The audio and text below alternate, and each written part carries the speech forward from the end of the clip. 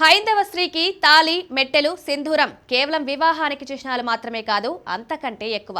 భారత ప్రభుత్వం పాక్ పెంచి పోషిస్తున్న ఉగ్ర స్థావరాలపై దాడి చేసింది. ఈ ఉగ్రదాడుల స్థావరాలపై దాడి చేసి ఉగ్రవాదులను నిర్మించడానికి సైన్యం చేపట్టిన ఈ ఆపరేషన్కు ఆపరేషన్ సింధూర్ అని పేరు పెట్టింది. ఈ ఆపరేషన్ విషయం బయటకు రాగానే ఎక్కడ చూసినా సింధూరం అంటే ఏంటి అనే చర్చ ప్రారంభమైంది. ఇది భారతదేశంలోనే కాదు, ప్రపంచవ్యాప్తంగా జరుగుతున్న చర్చ. సింధూరాన్ని కనుబొమ్మల మధ్య జుట్టు పాపిడి ప్రారంభంలో పెట్టుకుంటారు. సింధూరం ఎరుపు రంగులో ఉంటుంది. నవగ్రహాల్లో ఎరుపు రంగును 2 గ్రహాలు సూచిస్తాయి. అంగారక గ్రహం, సూర్యుడు ఎరుపు రంగుని సూచిస్తాయి. మరీ ముఖ్యంగా కుజుడు శరీర రక్తాన్ని సూచిస్తుంది. శుభానికి సంకేతం, ధైర్యానికి చిహ్నం. అటువంటి ఈ ఎరుపు రంగును కనుబొమ్మల మధ్యలో ధరించడానికి ప్రధాన కారణం ఏమిటంటే, ఈ స్థానం మానవుల మొత్తం శరీరం శక్తివంతం చేసే భాగం. అందువల్ల నుదిటి మధ్యలో కుంకుమ ధరిస్తూ వేలితో సున్నితంగా నొక్కినా శక్తి ప్రవహిస్తున్నట్లు అనిపిస్తుంది.